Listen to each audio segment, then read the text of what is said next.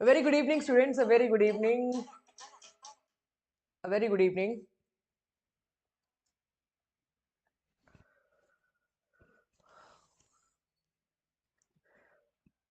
जी, हाय। कैसे हैं आप सब लोग?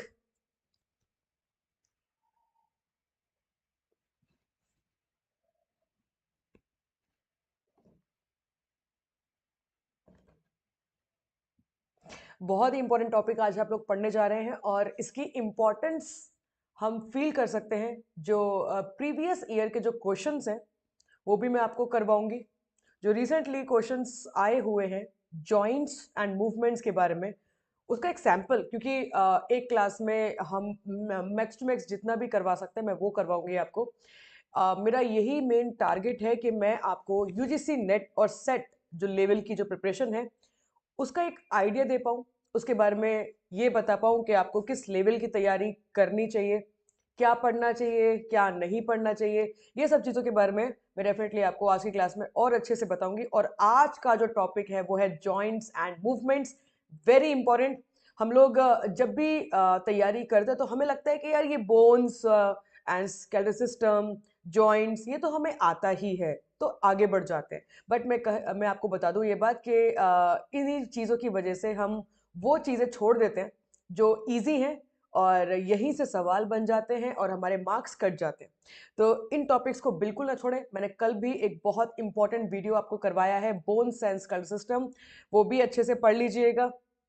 कल भी कुछ क्वेश्चंस हम लोगों ने करे थे, तो आइडिया लग जाता है कि किस टाइप के क्वेश्चन आपके एग्जाम में बन सकते हैं।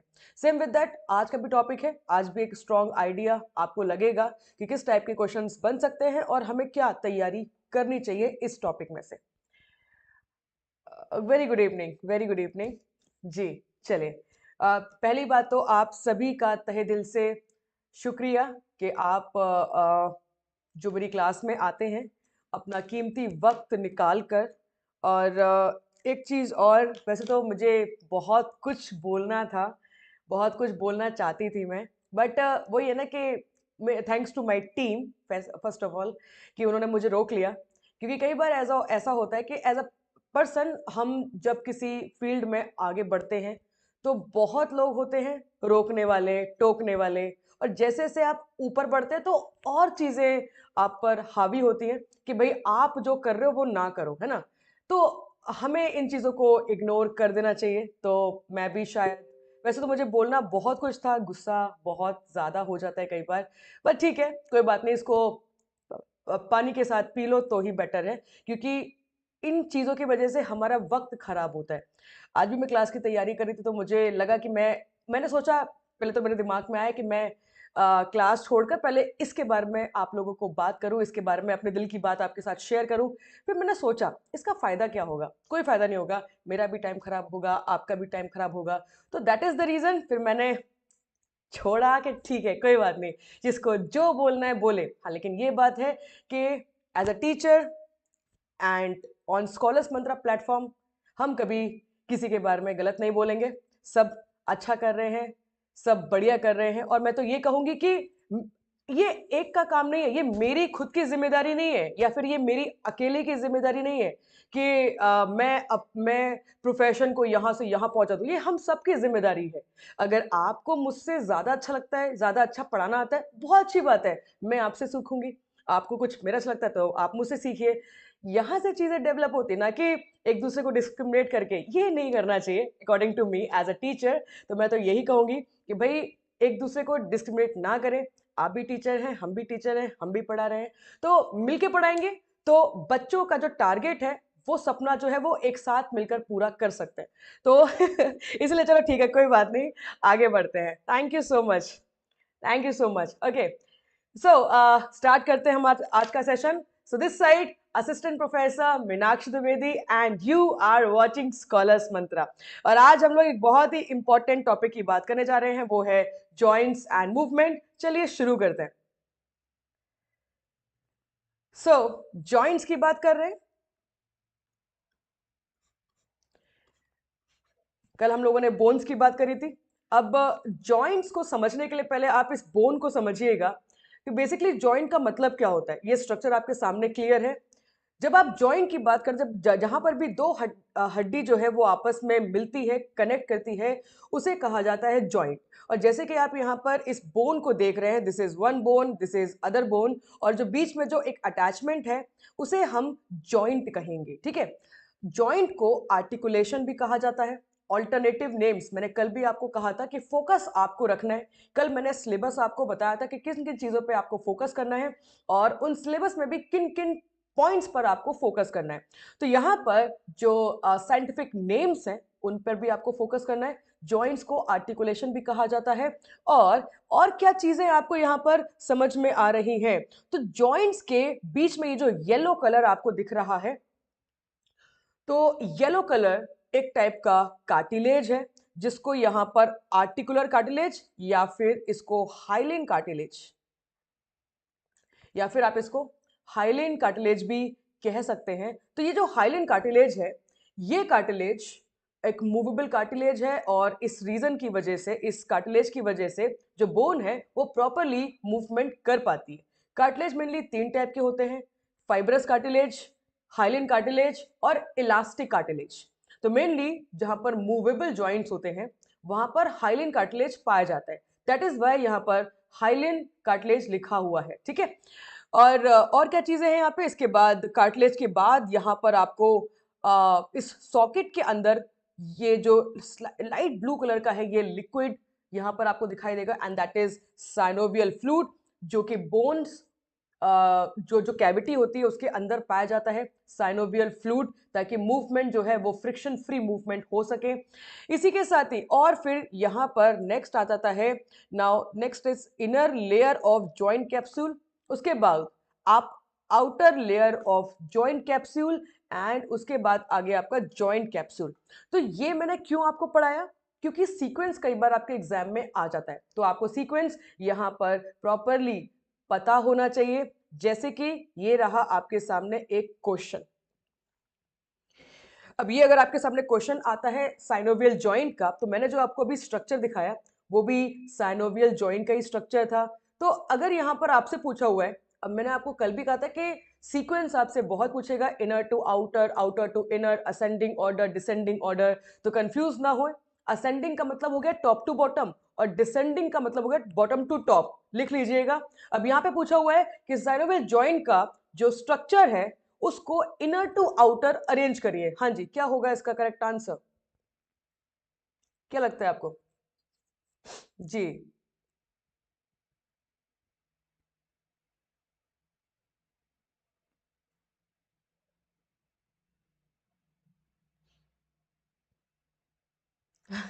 अमित दीवान कह रहे हैं कि मैम जब बुक आप पढ़ते हैं तो लगता है सब कुछ आता है। सर ये 99% की प्रॉब्लम है, ये मेरी भी प्रॉब्लम है, ऐसा नहीं है।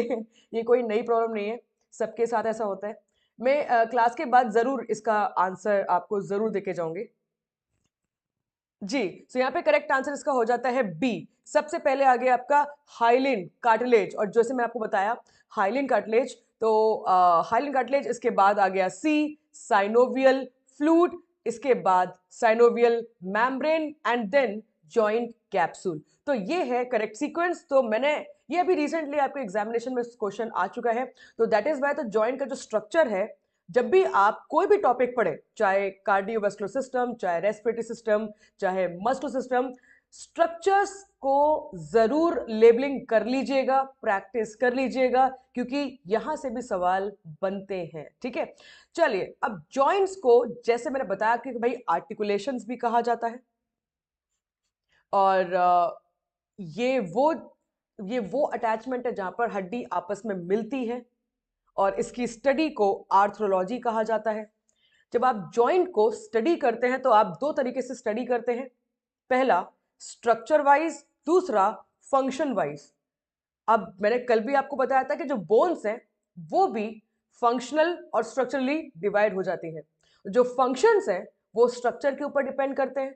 सेम विद दैट जो जॉइंट्स हैं, जॉइंट्स के जो फंक्शंस हैं वो भी स्ट्रक्चर के ऊपर डिपेंड करते हैं।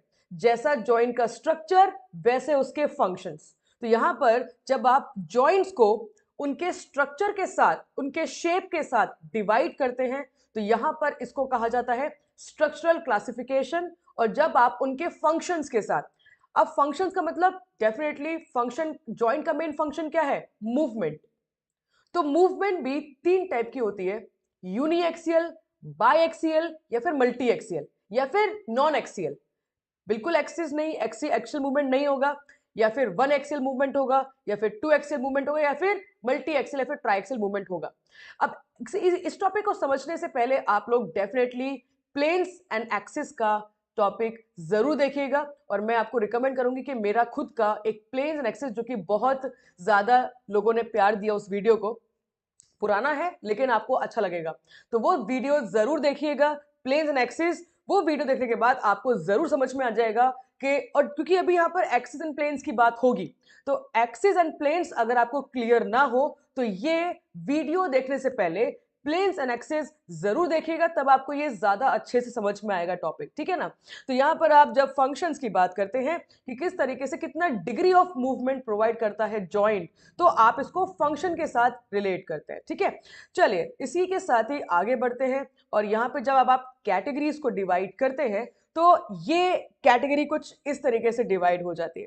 तो जब आप तीन टाइप की कैटेगरी की बात करते हैं, और आपने कॉमनली ये पढ़ा हुआ है, freely movable, immovable, slightly movable, तो ये तो मूवमेंट को आप रिलेट करेंगे। जब आप इसको साइंटिफिकली एक्सप्लेन करते हैं तो ये टाइप कुछ इस तरीके से, मैंने बोला scientific names, always remember this scientific names. तो जो स्लाइटली मूवेबल है उसे हम रिलेट करते हैं amphiarthrosis. So slightly movable joints are known as amphiarthrosis. Immovable, बिल्कुल भी मूवमेंट नहीं है, immovable joints are known as synarthrosis, and freely movable joints are known as diarthrosis। ठीक है, तो ये जो तीन कैटेगरी है ये आप यहां पर देख पा रहे हैं।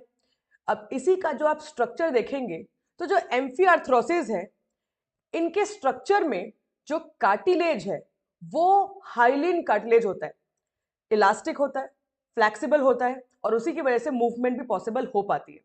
तो जो एम्फीआर्थ्रोसिस है, यहां पर मूवमेंट, स्लाइटली मूवमेंट है, वो स्लाइटली मूवमेंट भी इसलिए हो पा रही है बिकॉज ऑफ हाइलिन कार्टिलेज, और स्लाइटली मूवमेंट इसलिए हो पा रही है क्योंकि इसका जो स्ट्रक्चर है उसमें कैविटी नहीं होती।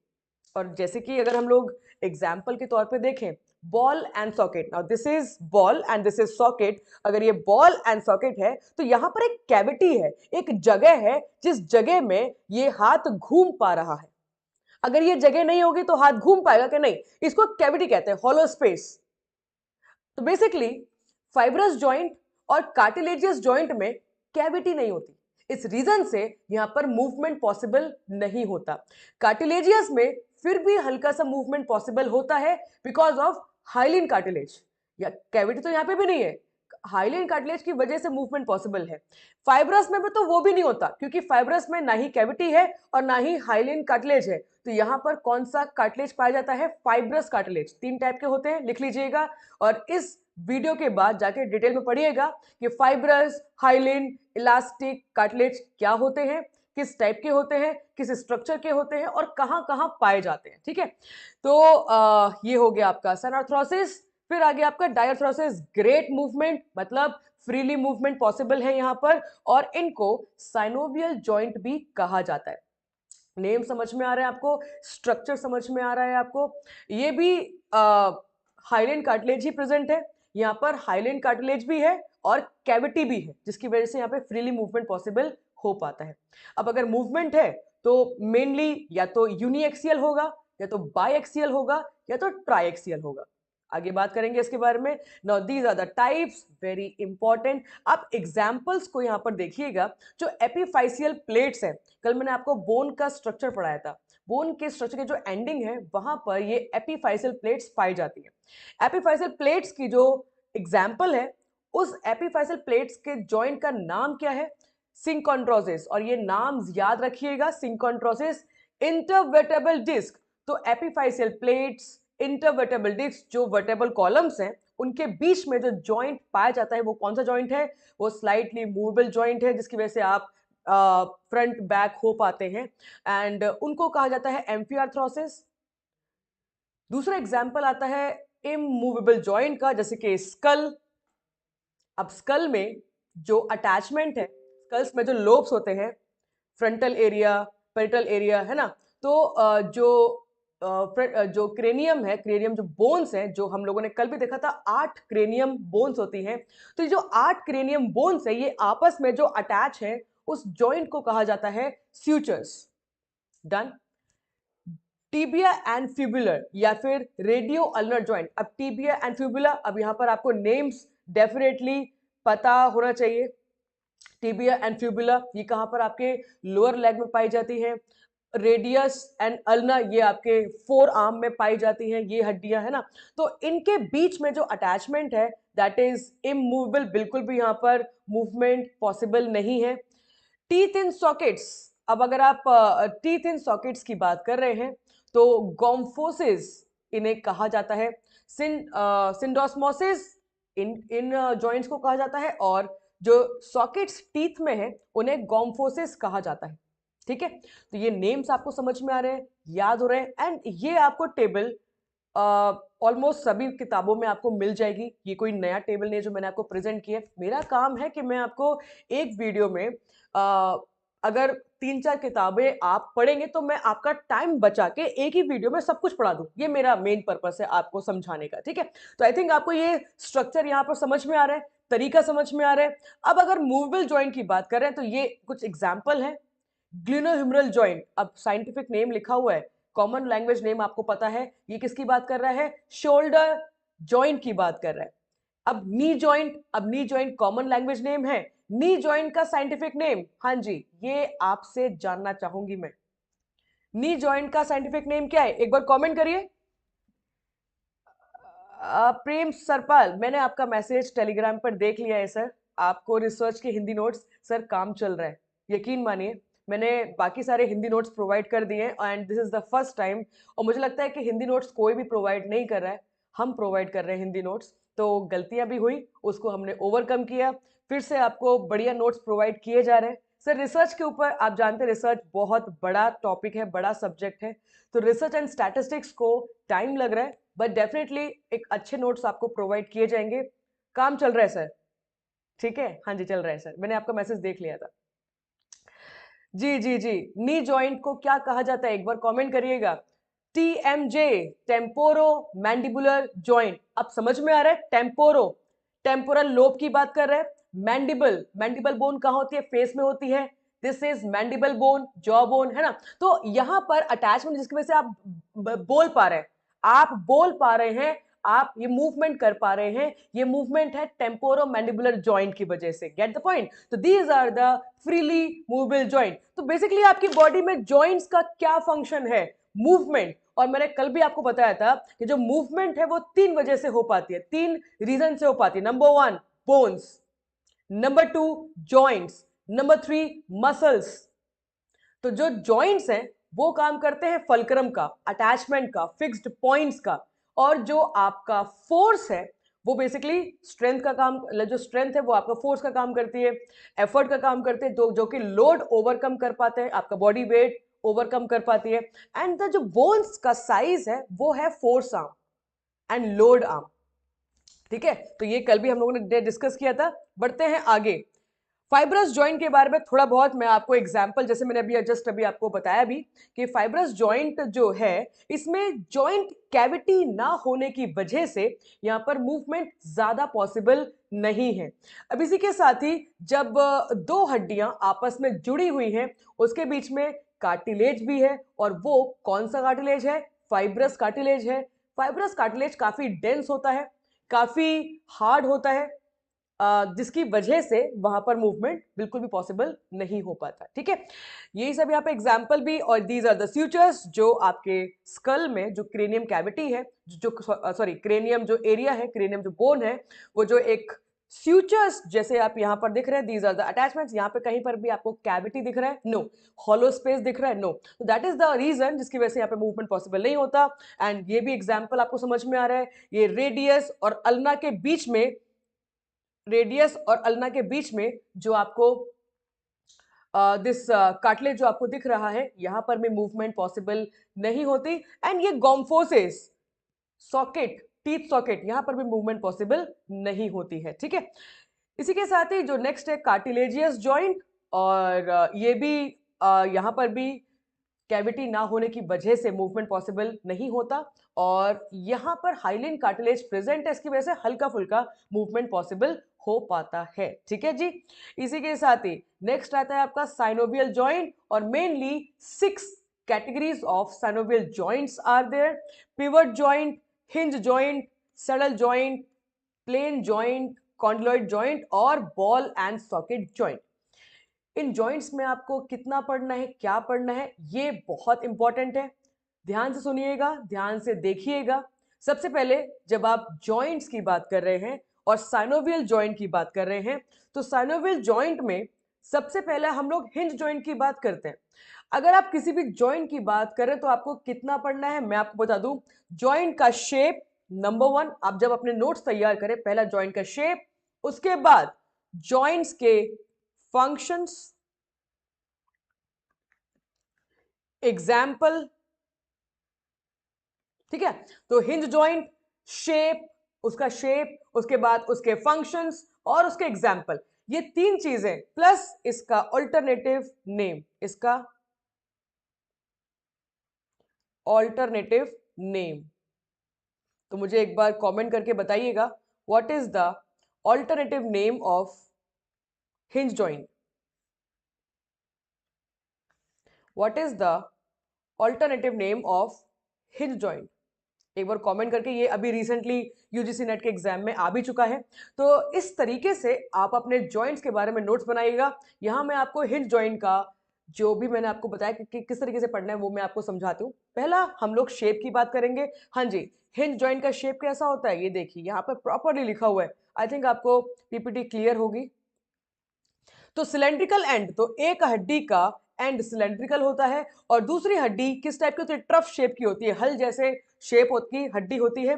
तो ये एज इट इज आपके एग्जाम में पूछा जाएगा कि दिस इज द शेप, ये किस जॉइंट को रिप्रेजेंट कर रहा है। तो ये जो शेप है कि एक सिलेंड्रिकल बोन है, दूसरा ट्रफ शेप है, तो ये जो अटैचमेंट है ये रिप्रेजेंट कर रही है हिंज जॉइंट को। ये तो हो गया शेप के बारे में। अब इसके एग्जाम्पल में कौन कौन से आते हैं? Elbow joint, knee joint and ankle joint. तो ये 3 मेन कैटेगरीज है हिंज जॉइंट की। इसके बाद जब आप फंक्शंस की बात करते हैं तो ये फंक्शंस मैंने आपको बता दिया, 4 मेन फंक्शंस हैं। नंबर 1 अनएक्सियल, लिख लीजिएगा, या तो ये अनएक्सियल होगा। नंबर 2 ये एक्सियल होगा, दैट मीन्स यूनी एक्सियल होगा, मतलब 1 एक्सिस, या फिर ये बाई एक्सियल होगा, मतलब 2 एक्सिस। तो आप जानते हैं ना 3 एक्सिस 3 प्लेन है। या तो ये अनएक्सियल मतलब no plane no axis. Number 2 uniaxial मतलब 1 axis 1 plane. Biaxial that means 2 axis and 2 planes. And triaxial मतलब तीनों एक्सिस और तीनों प्लेन पे मूवमेंट पॉसिबल है। अब ये यूनी एक्सियल बाई एक्सियल क्या मतलब है इसका? यूनी एक्सियल का मतलब है 1 डायरेक्शन में मूवमेंट पॉसिबल है। 2 एक्सियल का मतलब है 2 डायरेक्शन में मूवमेंट पॉसिबल है। 3 एक्सियल का मतलब है हर डायरेक्शन में आप मूवमेंट, तीनों डिग्री मूवमेंट पॉसिबल है। आप लोगों ने स्कूल टाइम में ग्राफ वगैरह बनाए होंगे, X axis, Y axis and Z axis. ठीक है, तो जो एक्स एक्सिस है, अब ये पढ़ने वाली बात है क्योंकि ये क्लास है, प्लेन्स एक्सिस की क्लास नहीं है, जॉइंट्स की क्लास है। मैं आपको यही कहूंगी कि एक्स एक्सिस किसको रिप्रेजेंट करता है, वाई एक्सिस किसको रिप्रेजेंट करता है और जेड एक्सिस किसको रिप्रेजेंट करता है, ये जरूर एक बार देख लीजिएगा। तो बेसिकली हम लोग वापस आते हैं अपने टॉपिक की तरफ। यहां पर कौन से मूवमेंट पॉसिबल है? हाँ जी, तो यहां पर अगर आप बात कर रहे हैं कि कौन कौन से मूवमेंट हिंज जॉइंट में पॉसिबल हैं, तो वो है फ्लेक्शन एंड एक्सटेंशन। जब आप फ्लेक्शन की बात करते हैं, that means the angle between the two bone is decreasing, and when the angle is decreasing it is known as flexion, and when the angle between the two bone is increasing it is known as extension. तो ये flexion और extension जो है वो एक ही direction में हो रहा है। Can you do it like this? No, this is not extension and flexion, और ये हिंज जॉइंट में होता भी नहीं है। तो हिंज जॉइंट में केवल 2 ही टाइप के मूवमेंट पॉसिबल है, फ्लेक्शन और एक्सटेंशन। तो ये 1 डायरेक्शन मूवमेंट है, ओनली 1 डायरेक्शन। एंड अगर मैं एक एग्जांपल लूं, if I am taking the example of this wrist joint. अब रिस्ट जॉइंट में भी 3 टाइप के जॉइंट है। मैं एग्जाम्पल ले रही हूं कार्पो मेटाकार्पल जॉइंट का। Carpo metacarpal joint is a joint between your carpals and your metacarpals. तो कार्पो मेटाकार्पल जो जॉइंट है, इस जॉइंट में आप ये मूवमेंट भी कर सकते हैं और ये मूवमेंट भी कर सकते हैं। तो ये बायएक्सियल हो गया। अब ये बायएक्स मतलब यहां पर आप two direction of movement possible है, तो ये बायएक्सियल। अब यहीं पर जो मल्टी एक्सियल है वो आप किसी भी एक्सिस, किसी भी प्लेन, किसी भी डायरेक्शन में मूवमेंट पॉसिबल मूवमेंट आप कर सकते हैं। तो दैट इज वाई जब आप हिंज जॉइंट की बात करते हैं तो ये यूनी एक्सियल हो गया। ठीक है, एग्जाम्पल थंब में भी आप एग्जाम्पल देख सकते हैं। ठीक है, तो ये फंक्शन समझ में आ रहा है आपको, फ्लेक्शन एंड एक्सटेंशन। अब यहां पर मैंने थोड़ा सा इसको और डिटेल में आपको लेके जा रही हूं। जब आप एल्बो जॉइंट की बात करते हैं तो आप ना स्ट्रक्चर को जरूर पढ़िएगा। एल्बो जॉइंट, एल्बो खुद में 3 जॉइंट यहां पर प्रेजेंट है। अब एल्बो में जो 3 जॉइंट प्रेजेंट है वो कौन कौन से हैं? अल्नो ह्यूमरल जॉइंट, जो कि अल्ना और ह्यूमरस के बीच में प्रेजेंट है। ठीक है ना, जो अल्ना और ह्यूमरस के बीच में प्रेजेंट है वो ulno humerus joint, number 1 joint. Number 2 joint radio humeral joint, जो कि रेडियस और ह्यूमरस के बीच में प्रेजेंट है, रेडियो ह्यूमरस जॉइंट। और एक है रेडियो अल्नर जॉइंट। तो यहां पर आपको एल्बो में 3 जॉइंट समझ में आ रहे हैं।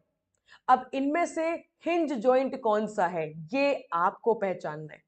इनमें से हिंज जॉइंट कौन सा है? तो देखिएगा, आपने ये भी सुना होगा एल्बो में रोटेशन भी होता है।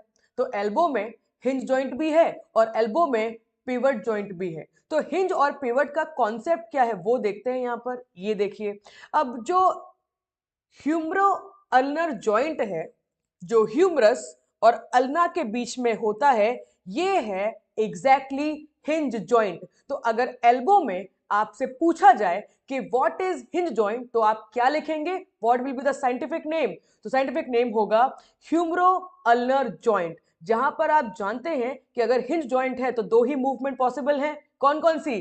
फ्लेक्शन और एक्सटेंशन ओनली, दैट्स इट। अब यहीं पर आप कहेंगे कि मैम एल्बो में तो रोटेशन भी होता है, तो वो रोटेशन हिंज जॉइंट में नहीं होता, वो पिवट जॉइंट में होता है। एंड पिवट जॉइंट का एग्जैक्टली पिवट जॉइंट को क्या कहेंगे आप? Radio ulnar joint. Radio ulnar joint को कहेंगे आप पिवट जॉइंट। ह्यूमरो रेडियल ह्यूमरस जो ह्यूमरो रेडियल जो जॉइंट है और जो रेडियो अल्नर जॉइंट है, यहां पर आप देखेंगे फ्लेक्शन भी पॉसिबल है, एक्सटेंशन भी पॉसिबल है, सुपाइनेशन भी पॉसिबल है और प्रोनेशन भी पॉसिबल है। तो रोटेशन को आप सुपाइनेशन एंड प्रोनेशन भी कह सकते हैं। तो दैट इज द रीजन कि यहां पर एल्बो में रोटेशन भी देख पाते हैं और फ्लेक्शन एक्सटेंशन भी देख पाते हैं। तो ये अलग अलग जॉइंट की वजह से हो रहा है। तो पिवट जॉइंट है तो वहां पर सुपाइनेशन प्रोनेशन भी पॉसिबल है, जो किसके बीच में हो रहा है वो भी मैंने आपको बता दिया। सेम विद दैट, अगर आप एल्बो जॉइंट की बात कर रहे हैं, हिंज जॉइंट की बात कर रहे हैं, तो वो किसके बीच में है? तो वो ह्यूमरस और अल्ना के बीच में है। 2 टाइप के मूवमेंट है, फ्लेक्शन और एक्सटेंशन। आई रियली होप कि जो मैंने अभी आपको समझाया ये आपको समझ में आया होगा। ये इतना डिटेल इसलिए गए हैं क्योंकि साइंटिफिक नेम एग्जैक्टली आपको पता होना जरूरी है। ठीक है, तो ये हो गया एल्बो के बारे में। अभी 3 एग्जाम्पल की बात करी थी हमने, एल्बो, नी और एंकल।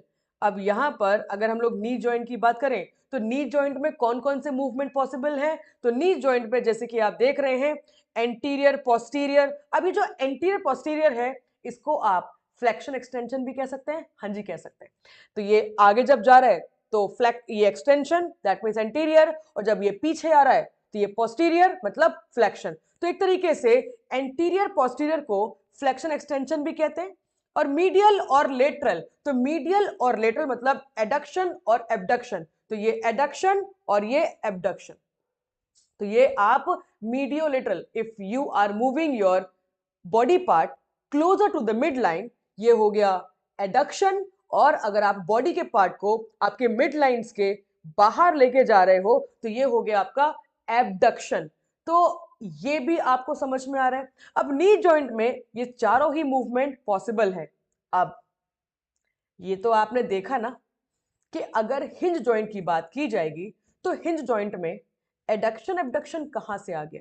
तो इसका मतलब है नी जॉइंट, खुद नी जॉइंट में दो टाइप के जॉइंट प्रेजेंट हैं। अब ये आप बताएंगे, क्योंकि आप इतना जानते हैं कि अगर हिंज जॉइंट की बात कर रहे हैं तो हिंज जॉइंट में केवल दो ही मूवमेंट पॉसिबल हैं, फ्लेक्शन और एक्सटेंशन। तो मुझे बताइए कि नी जॉइंट में दो जॉइंट हैं, उनमें से कौन सा एग्जैक्टली नेम है जिसमें केवल फ्लेक्शन और एक्सटेंशन पॉसिबल है, क्योंकि एक और जॉइंट की वजह से एडक्शन और एबडक्शन भी होता है।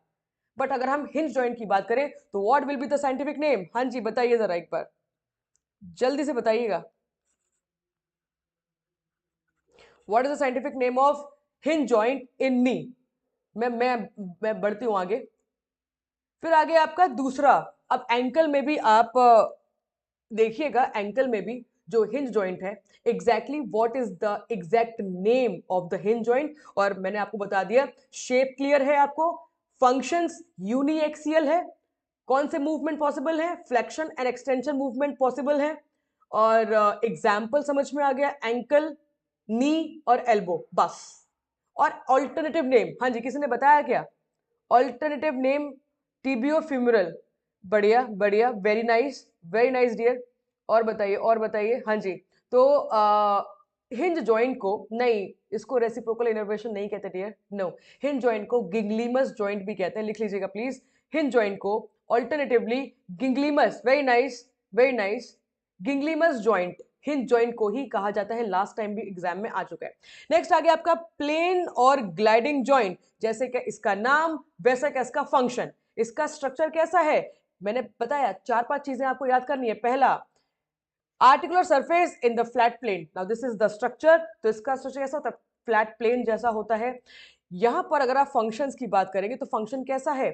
यहां पर केवल ग्लाइडिंग मूवमेंट पॉसिबल है, और ग्लाइडिंग मूवमेंट मतलब स्लाइडिंग मूवमेंट, ये इस तरीके से। यहां पर ना कोई एक्सिस है ना कोई प्लेन है। कुछ किताबों में इसको मल्टी एक्सियल जॉइंट भी कहा गया है, बट मेरे अकॉर्डिंग और जो मुझे समझ में आता है, क्योंकि कुछ किताबों में इसको अनएक्सियल जॉइंट भी कहा गया है। अनएक्सियल का मतलब है नॉन एक्सियल, ना ही एक्सिस ना ही प्लेन, कोई एक्सिस पे मूवमेंट पॉसिबल नहीं है, बिकॉज ये स्लाइड हो रहा है। एक्सिस के लिए कुछ एंगल तो बनना जरूरी है ना, यहां पर कोई भी एंगल नहीं बनता, इसलिए ये अनएक्सियल है, मतलब नो एक्सियल। ओके, तो दैट इज वाई इसको प्लेन और ग्लाइडिंग जॉइंट भी कहा जाता है। ये भी समझ में आ रहा है आपको? एग्जाम्पल देखिए तो आपको स्ट्रक्चर क्लियर है, फंक्शंस क्लियर है, एग्जाम्पल क्लियर है, और इसका अल्टरनेटिव नेम ग्लाइडिंग जॉइंट भी आप इसको कहेंगे, ये भी क्लियर है। डन, बढ़िया। तो इंटरकार्पल्स ऑफ द रिस्ट, अब मैंने आपको बताया रिस्ट में 3 टाइप के जॉइंट हैं। अब अगर आप रिस्ट जॉइंट कहते हैं तो रिस्ट जॉइंट में खुद 3 टाइप के जॉइंट प्रेजेंट हैं। ये इंटरकार्पल्स का मतलब, आप जानते हैं एक रिस्ट में 8 कार्पल्स हैं। अब 8 कार्पल्स में 4 और 4, बेसिकली कार्पल्स के बीच में जो जॉइंट है उसे कहा जाता है इंटरकार्पल जॉइंट। तो वो है ग्लाइडिंग जॉइंट, जो कार्पल्स के बीच में पाए जाते हैं। ठीक है, same with that intertarsals of the joint, जो टार्सल्स के बीच में जो जॉइंट है दैट इज ग्लाइडिंग जॉइंट। और क्या है? एक्रोमियोक्लेविकुलर जॉइंट, और ये पाया जाता है इस शोल्डर की तरफ, और ये है क्लेविकल बोन, ये है एक्रोमियम, और इनके बीच में ये जो जॉइंट है ये है एक्रोमियोक्लेविकुलर जॉइंट, ये ग्लाइडिंग जॉइंट है। क्लियर? तो ये 3 एग्जाम्पल आपको समझ में आ रहे हैं, और ये काफी एग्जाम्पल्स है जो मैं आपको यहाँ पर दे रही हूँ। बाकी खुद भी एक बार सर्च करिएगा कि ग्लाइडिंग जॉइंट आपकी बॉडी में कहाँ कहाँ पाया जाता है, हिंज जॉइंट आपकी बॉडी में कहाँ कहाँ पाया जाता है, ये खुद एक बार सर्च जरूर करिएगा। इसी के साथ ही चलते हैं आगे। नेक्स्ट आगे आपका कॉन्डिलॉइड जॉइंट, और कॉन्डिलॉइड जॉइंट को कॉन्डिलर और एलिप्सोइडल और बाइकॉन्डिलर जॉइंट भी कहा जाता है। ठीक है, कॉन्डिलर जॉइंट को आप कॉन्डिलर और एलिप्सोइडल और बाइकॉन्डिलर जॉइंट भी कहते हैं। अगेन इसका ऑल्टरनेटिव नेम, और जैसे कि आप इसका शेप देख पा रहे हैं, एक शेप है एग जैसा, ये एग जैसा शेप है, और ये है ओवल कॉन्केविटी। तो एक शेप ओवल कॉन्केव जैसा है और एक शेप एग जैसा है, तो इस शेप को कहेंगे कॉन्डिलॉइड जॉइंट। शेप क्लियर है? अब यहां पर अगर आप फंक्शंस की बात करें तो ये अब बाइएक्सियल जॉइंट है, तो कॉन्डिलॉइड को बाइएक्सियल जॉइंट भी कहा जाता है। और इसको और क्या कहते हैं? इसको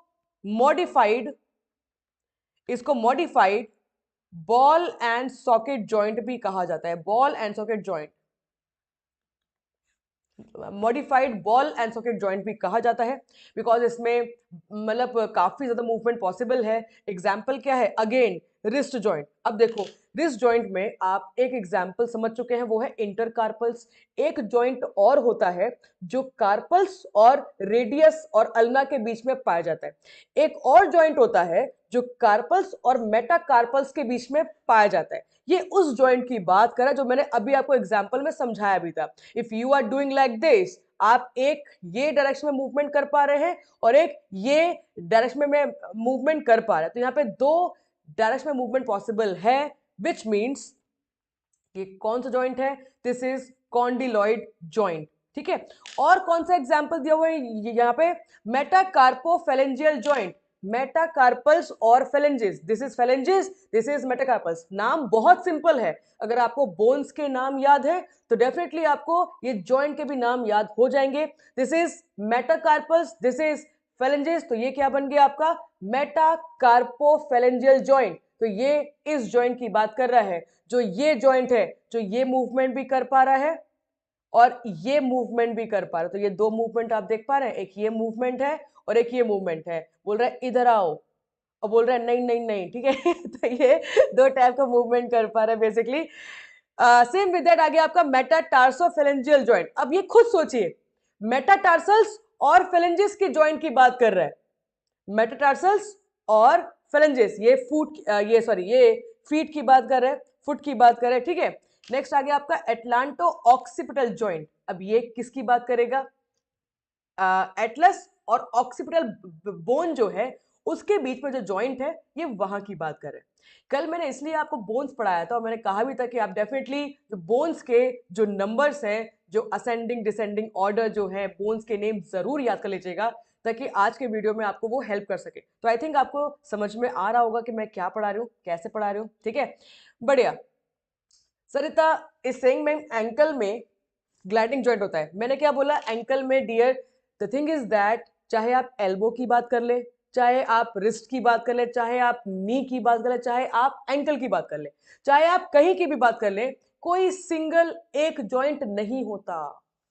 यही कंफ्यूजन है, हमारे दिमाग में इतना फीड कर दिया है एल्बो जॉइंट मतलब हिंज जॉइंट। नहीं, एल्बो जॉइंट मतलब हिंज जॉइंट नहीं है। एल्बो में भी दो टाइप के मेन जॉइंट है, पिवट जॉइंट भी है और हिंज जॉइंट भी है। वो किन किन हड्डियों के बीच में है ये आपको जानना पड़ेगा।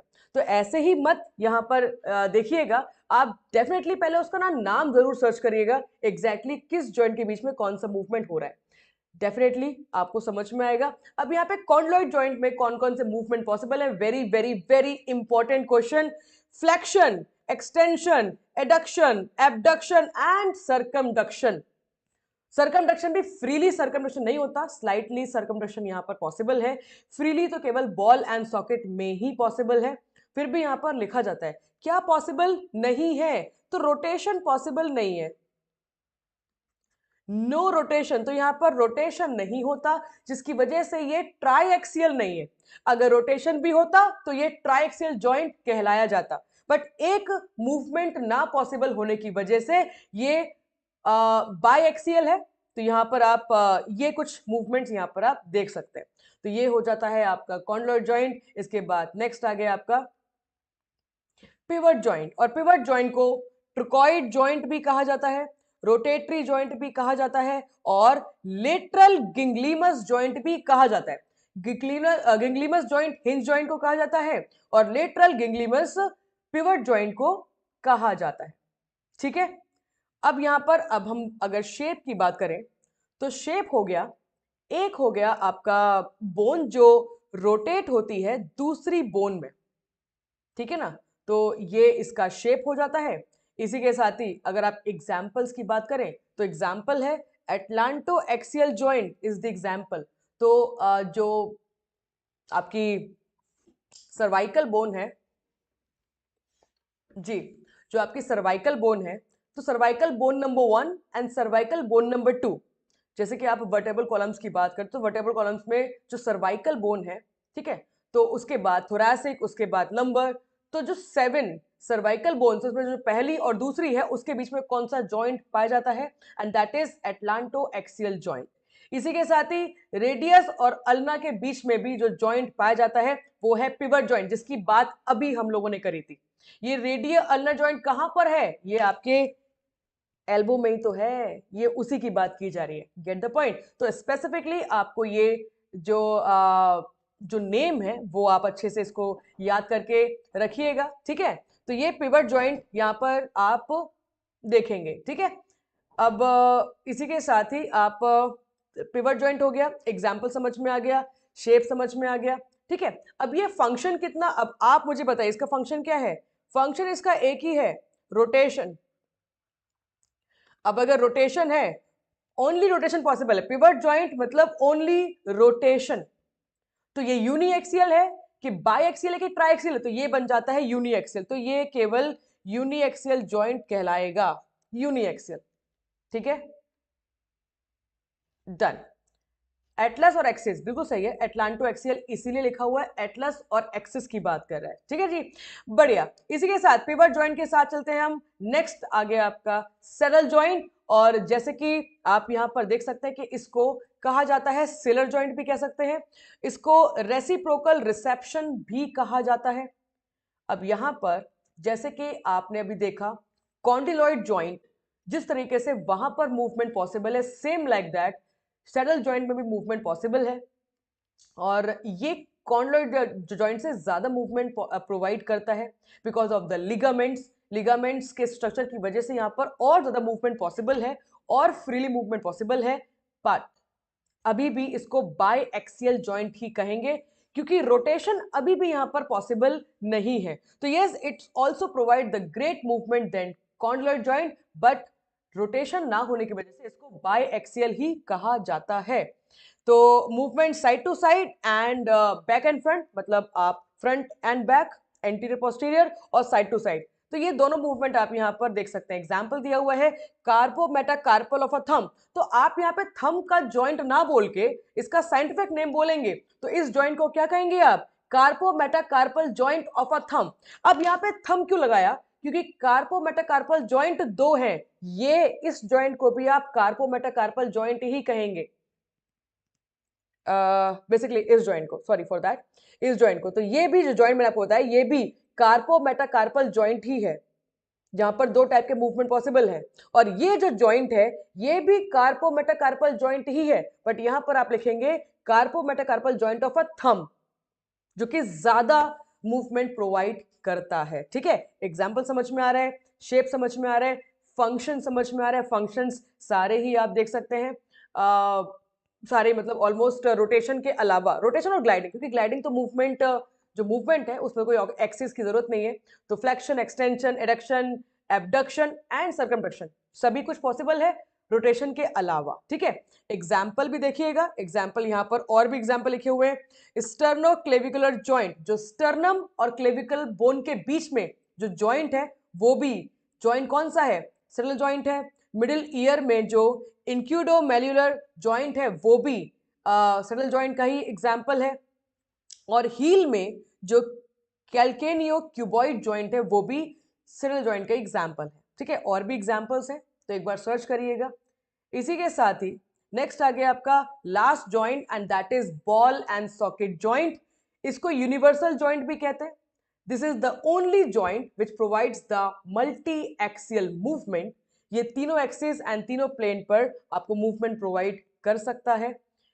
एक शेप है इसका स्फेरिकल शेप और एक है राउंड सॉकेट शेप। और यहां पर सारे मूवमेंट पॉसिबल हैं, adduction, abduction, circumduction, flexion, extension and rotation. तो यहां पर रोटेशन भी पॉसिबल है, दैट इज वाई इसको मल्टी एक्सियल या फिर ट्राई एक्सियल जॉइंट भी कहा जाता है, ठीक है ना। ये मूवमेंट भी कर सकता है, ये मूवमेंट भी कर सकता है और ये मूवमेंट भी, मतलब ये मूवमेंट शोल्डर से, ये मूवमेंट भी कर सकता है, ये मूवमेंट भी कर सकता है, ये मूवमेंट भी, मतलब ऑलमोस्ट हर डायरेक्शन में मूवमेंट कर सकता है this ball and socket joint. और बॉल एंड सॉकेट जॉइंट का एग्जांपल लिखा हुआ है shoulder and hip joint. Now shoulder joint का साइंटिफिक नेम क्या होगा? हाँ जी जी, शोल्डर जॉइंट का साइंटिफिक नेम क्या होगा? तो शोल्डर जॉइंट का साइंटिफिक नेम है, बताइए।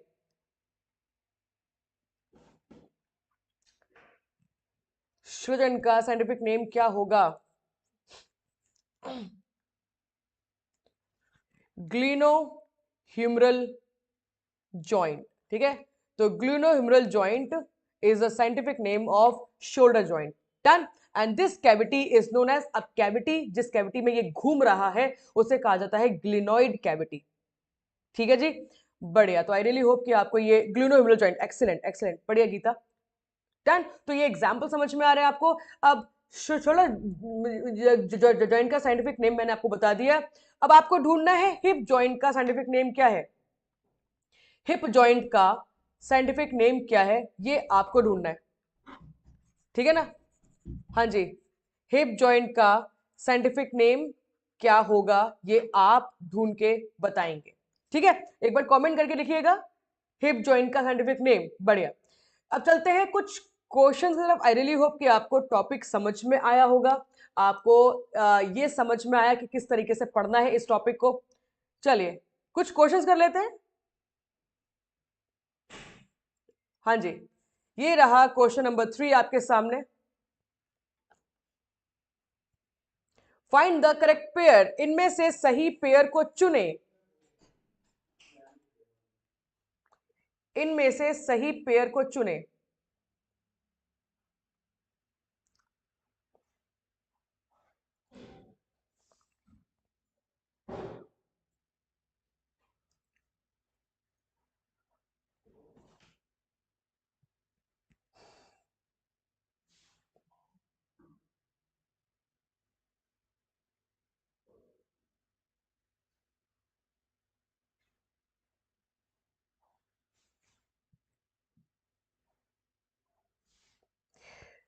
जी जी जी, बढ़िया, एक्सीलेंट डियर। एसिटैबुलोफेमोरल जॉइंट, बढ़िया, बहुत बढ़िया। हाँ जी, तो इनमें से सही पेयर कौन सा लग रहा है आपको? देखो, pivot joint between third and fourth, of course not. जो सर्वाइकल वर्टेब्रा है वो C1 एंड C2, पहली और दूसरी के बीच में होता है पिवट जॉइंट, तो ये काट दो, ये नहीं होगा। Hinge joint between humerus and pectoral girdle, नहीं। तो हिंज जॉइंट किसके बीच में होता है?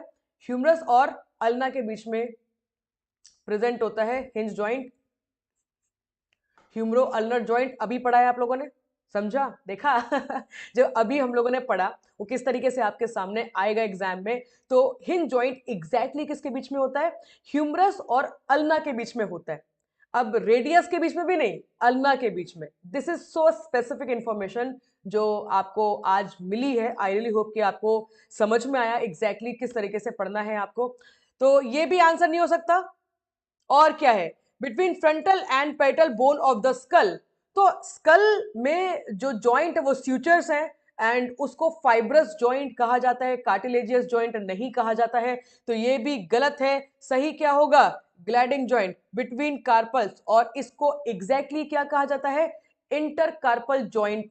ओके, इंटरकार्पल जॉइंट कहा जाता है। सो 3 का ए बिल्कुल सही जवाब होगा। बढ़िया, चलते हैं आगे। फोर्थ क्वेश्चन नंबर आपके सामने। What are the indicator of movable joint? Movable joint के कौन कौन से इंडिकेटर होंगे?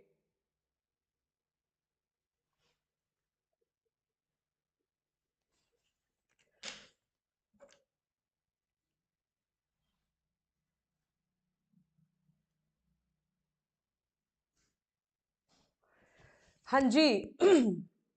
What are the indicators of movable joint? देखिए, अगर हम कहें जो मूवेबल जॉइंट मतलब सैनोथोरसिस, सॉरी, साइनोवियल जॉइंट की बात कर रहा है। साइनोवियल जॉइंट की बात कर रहा है। साइनोवियल जॉइंट में जो अनएक्सियल है, दैट मीन्स प्लेन जॉइंट। तो अनएक्सियल प्लेन जॉइंट होगा, बिल्कुल होगा। Plane joint, gliding joint movable joint में ही काउंट होता है, तो ए होगा। बायएक्सियल होगा, ट्राइएक्सियल होगा, और नॉन एक्सियल। तो अनएक्सियल और नॉन एक्सियल एक ही बात है।